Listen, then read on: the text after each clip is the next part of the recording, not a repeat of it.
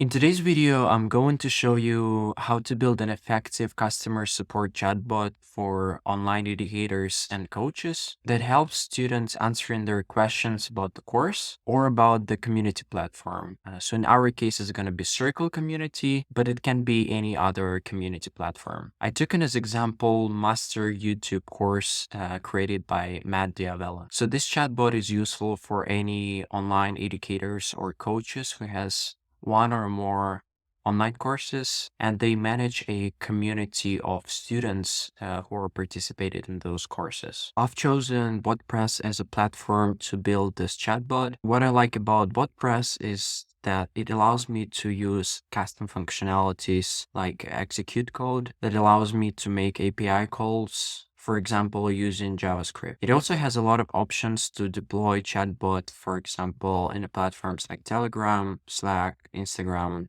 etc. This chatbot is able to provide answers from knowledge base using FAQs, lessons material, and other sources. It has a human handoff whenever user wants to talk to a human. There is also an option to integrate it further with Zendesk with their native integration. This chatbot can also store user information, create support tickets, send confirmation emails, collect users' feedback. It is multilingual and can change the language throughout the conversation. It can be also deployed in any platform like WhatsApp, Telegram, website, and so on. I have included a link in the description to my free AI resource hub where you can find this template with setup instructions. So let's go through the demo. First, chatbot introduces itself as a Mark, and then it says that it's going to help me today answering my questions. Then it asks me for some contact information in case the chat gets interrupted. Provide my name, email, phone number. So now it asks me for the questions. I already prepared the question over here. I'm going to ask about some stock footage recommendation from one of the lessons. So it uses GPT-4 Turbo to query the data from knowledge base, so it might take a little bit more time. So it found some information in knowledge base and provided me this result. I'm pretty satisfied with the answer, and I'm actually going to leave a message to customer support agent. So I'm gonna tell that I have an error every time I log in into Circle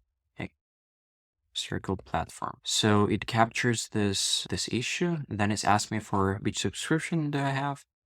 I'm gonna choose basic, and then it tells me that our support team will reach within the next 24 hours. Then it's asked me for feedback, and then I can choose from 3 options. Gonna choose a happy face, and then the conversation is done. So throughout the conversation, I could also write something like talk to human or similar phrases, and then using natural language understanding, it would hand over the conversation to a human. So it also sent a support ticket to Airtable. And as you can see here, it has all the conversation that the chatbot had with the user, the issue that the user had the problem with.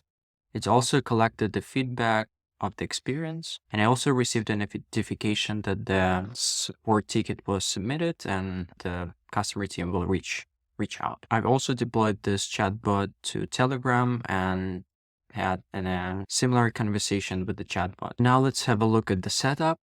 In order to import this template that I prepared, you need to go to import export and then import from the file and then upload this file over here. Then you will have the same structures here.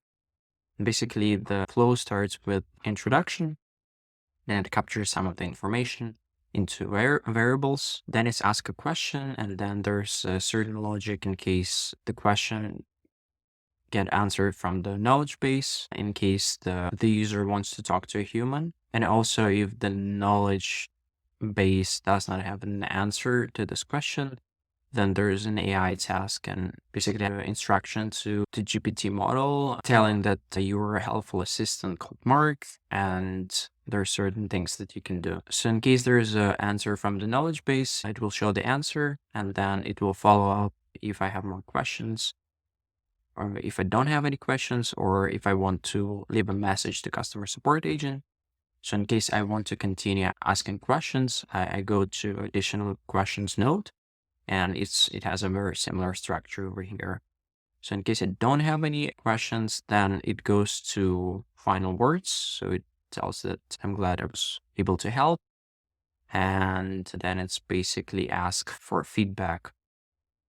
And then depends on the feedback. It might apologize for an experience if it's a sad phase. And then we submit this feedback to Airtable by using API requests. So in case the user wants to talk to a human, you can integrate a Sandex over here. So a real agent can take over the conversation and answer the question that the user have. So over here, when the user wants to leave a message to customer support, it's gonna ask for a subscription type, and basically it will be an indicator of urgency. So as you can see here, there is an urgency column. It's either low or high, and it depends on the subscription type you have. So for example, if I go into this API call, it's gonna check if the subscription is basic, then the urgency will be low. And in case the subscription is pro, then the urgency will be higher. Then it gets all of the variables that it collected from before and send it to Airtable. Finally, there is this email conversation, and it's a little bit more complex. It sends a API call to SendGrid, and basically in order to set up SendGrid, you will need to register account with SendGrid and then verify your credentials. I'm going to provide this link in instructions.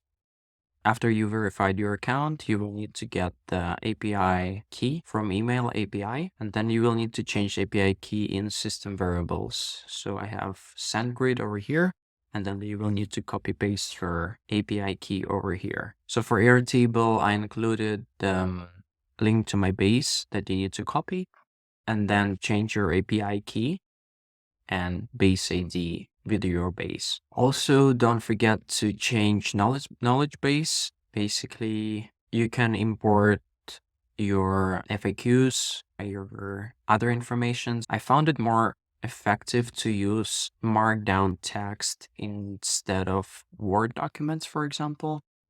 So you can use this Word to Markdown converter. Instead of having this structure of the document, the tool converts it into Markdown. So I found it more effective for data retrieval. It showed better results retrieving some of the data with different types of questions. If I use, for example, similar words or synonyms, it was able to pull more information and more accurate information. Also, if you go to agents and then to all agents and then to knowledge agent, you can choose over here which model you want to use for data retrieval. I use GPT-4 Turbo. As it says here, it's a little bit slower, but I found it way more accurate than GPT 3.5 Turbo. So that's pretty much it. In case you're interested in this or similar solutions, feel free to book a call with me where we can explore how AI can improve your processes and accelerate your business. I put the link in the description. Thanks for watching and see you next time.